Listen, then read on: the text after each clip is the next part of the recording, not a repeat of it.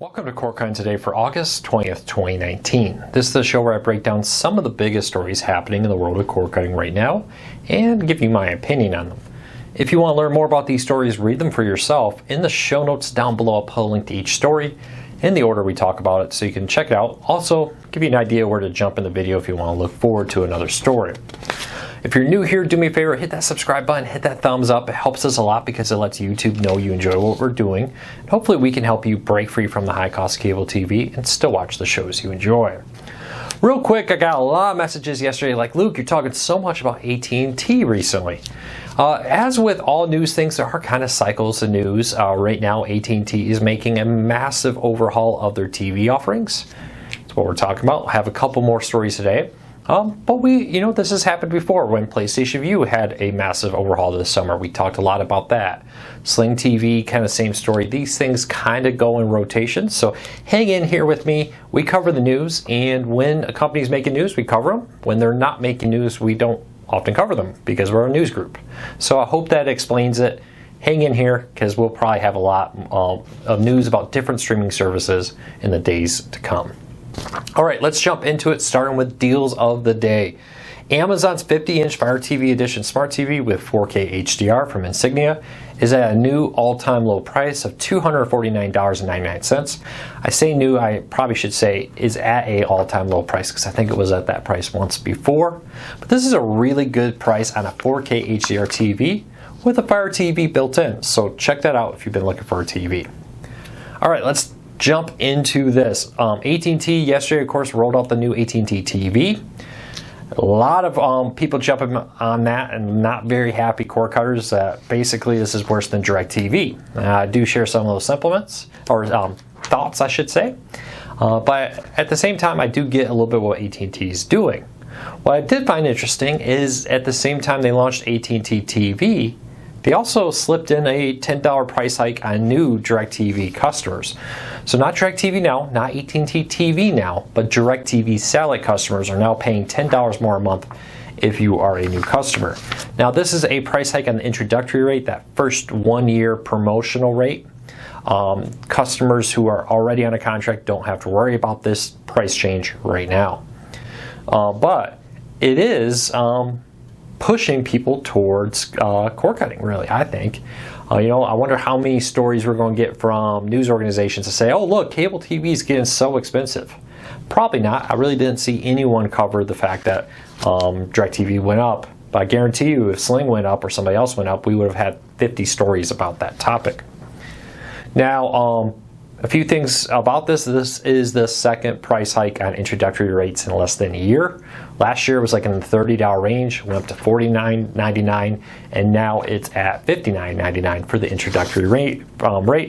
And it goes up to, once the introductory rates and everything, like almost $190 for some of the packages, before taxes, before device rentals, before fees. That $59.99 does not include device rentals, regional sports fees, etc. So keep that in mind. Let me know. What do you think? What do you think AT&T is doing here with this? One story that kind of lines up with this very well is we broke the news back about the 4th of July that Uverse TV would begin shut down, or at least not offered to new customers in markets where AT&T TV launched. And we did confirm that also. AT&T is no longer offering Uverse TV. And a message sent to CorkCars News from AT&T spokesperson said, this will not impact existing Uverse TV customers. We're simply introducing AT&T TV in these pilot markets. Learning from these pilots will help us fine-tune and evolve the product ahead of expanded availability later this year. To do this, we need as many active customers as possible in these markets. So, DirecTV goes up in price for new customers. Uverse is no longer offered in these markets, while DirecTV nationwide goes up, and AT&T TV launches. AT&T TV is basically DirecTV. Same packages with a few missing channels. Few channels that DirecTV has are not on AT&T TV. There is a device you have to get. There is activation fees. There are regional sports fees. There are a 2-year contract with promotional rates that go up later. All that fun stuff. So I'd love to know, what do you think AT&T is doing? A few things I wanted to point out. The first AT&T TV powered Android TV box is free. This perfectly lines up with what we reported. The AT&T would require this. Again, sources in the industry say this is likely to allow them to use some DirecTV contracts by having this box in the home for it. Each box after that is a monthly fee, or you can buy it for a lifetime for $120. It's important to remember these Android TV powered boxes right now only work if you pay for AT&T TV or AT&T TV Now. If you stop paying for that, these boxes no longer work. So I would probably not recommend buying it if you're not sure you intend to keep it for life or this service. But let me know, what do you think of AT&T TV? What do you think of AT&T TV Now's rebranding? What do you think about what they're doing with UVerse and DirecTV? AT&T is clearly just shaking up everything. It's very confusing. I understand. I'm struggling to sometimes keep ahead of what everything AT&T is doing at the moment. So let me know what you think. I'll love to hear from you. All right, a lot of other stories to get into now that we got all the AT&T TV news out of the way. We reported this last week, but it was confirmed yesterday. The NFL Network has officially reached a deal with PlayStation Vue to continue distribution. This is good news as the NFL season is about to kick off. There was contract talks. They had a short extension. Now they've come to a full permanent deal for a set period of time. So PlayStation Vue and the NFL Network have a deal in place. This was actually probably done a couple weeks ago. We're just officially learning about it now, at least a week ago. Speaking of the NFL, Pluto TV and the NFL are teaming up to launch a NFL channel. Now, not the NFL Network. This is a free ad-supported channel from the NFL that will stream on Pluto TV. Include highlights and clips and more, including past shows, content from NFL films, or the Hard Knocks series, past seasons of it will be on here. NFL Top 100 Plays of 2018 and more will all stream for free on Pluto TV now through the NFL channel. Now, to be clear, NFL channel and NFL Network are two different things, but it is great to see free content coming to Pluto TV from the NFL. So let me know if anybody checked it out. I actually flipped it on. It was kind of fun. They're going to show some classic games, which I always kind of love that in the off season. I love sometimes just seeing, oh wow, that's like a 1965 game or that's a 1980 game. Kind of fun to kind of see it from back in the day. So let me know what you think of Pluto TV and the NFL teaming up. Pluto TV also announced that they've launched 4 new channels, including 2 TV Lands, TV Land Sitcom, TV Land Drama, the CMT Cheer 24/7 and Comedy Central's Roast channel are all live on there. So 5 new channels from Pluto TV, NFL Network, or NFL channel, excuse me, even I screwed up. And then 2 TV Lands, a Comedy Central Roast, and a CMT Cheer channel. So lots of content coming to Pluto TV. Check it out. Link in the show notes down below.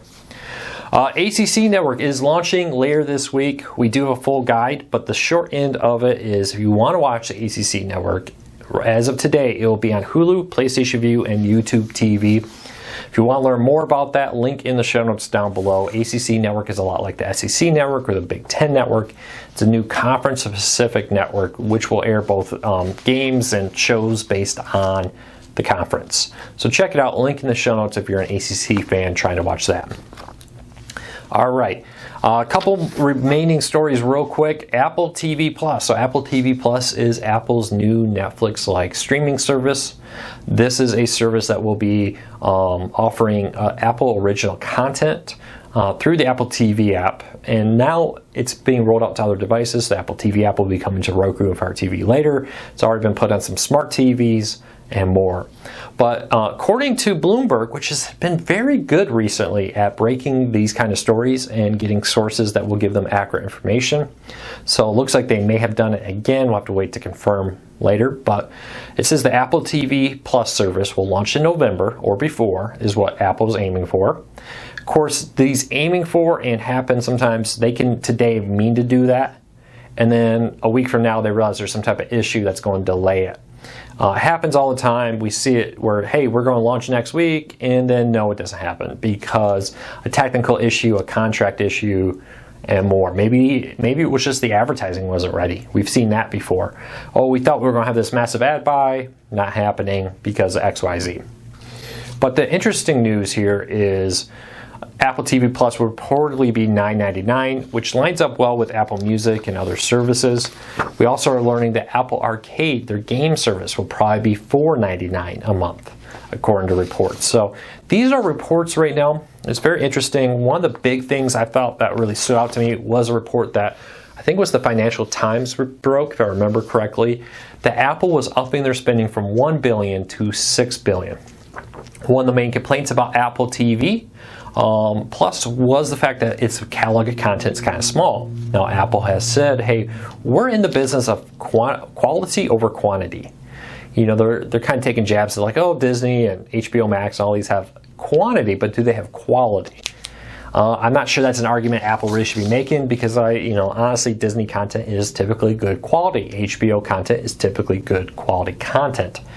But there is a good case to say, hey, we're having high-end quality content, and we're going to go that route.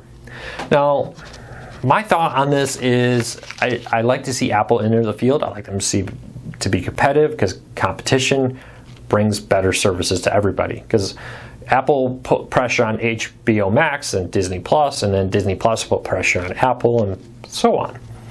The thing I think Apple has a problem with is, yeah, the people at Apple may absolutely love this content, but will I like it? Will you like it? You know, people's interests are very wide. There are people who just love anime. People who hate anime. There's people who love sports and would watch all sports all day. There's people who absolutely hate sports. You know, there's people who absolutely love watching programming about quilting and netting. There's people who absolutely love to watch programming about bass fishing. So there's really, this wide range of what people like. And just because you like something doesn't mean I'll like it. So it'll be very interesting to see what Apple can pull off here. And I'd love to know, what do you think about Apple's mission? What do you think about them on the price point? What do you think about their efforts to spend more? We do have in the post in the show notes down below a full breakdown of all the services or all the shows that are coming to Apple TV Plus that we know about right now. So you can take a look and see what they're doing. I'd love to know what you think of that list. Leave us a comment. All right, so last story up of the day. One of the questions I get all the time is, Luke, which live TV service is the most popular, has the most subscribers, and more? That's kind of difficult because we just don't know. A lot of these services don't release numbers. We're left to fend off a bunch of analysts who conduct studies and do reports that point to the idea that, hey, according to our studies, according to our reports, according to our sources, these are how many subscribers each service has. One of the things we were able to do is look at social media, and one of them is Reddit. And a gauge of how popular a service is how many people are subscribing about it and talking about it on social media. So we went to Reddit and we broke down the ones that were most active, and it actually kind of lined up with what I thought it was to a point. YouTube TV and Hulu were 1 and 2, but Hulu also included on-demand people, so that may be skewing it. YouTube TV definitely has a lot of momentum behind it, and it was very popular. Sling TV was actually a little farther down, even though we know it's at least one of the top 2, if not the top, when based on subscribers. So I thought it was very interesting. If you kind of want to check out how many people subscribe to each service, which ones may be most popular right now amongst the community, check out that poll down or that breakdown of the different subreddit subscriber counts and how many people are actively talking about the services in the show notes down below. Well, I hope that answers a lot of questions. Hopefully, we got a lot of the Apple TV or AT&T TV, news out of the way. Now we're going to keep moving forward. But if there's any more breaking news, make sure you head over to corecarsnews.com. Keep an eye on the site because we're updating it almost every hour recently with new news, breaking topics, and more, all about the world of cord cutting TV and how we can save you some money. So check that out, corecarsnews.com. Thanks for watching. Please subscribe, hit that thumbs up, helps us a lot, and we'll be back tomorrow. Thanks, everybody.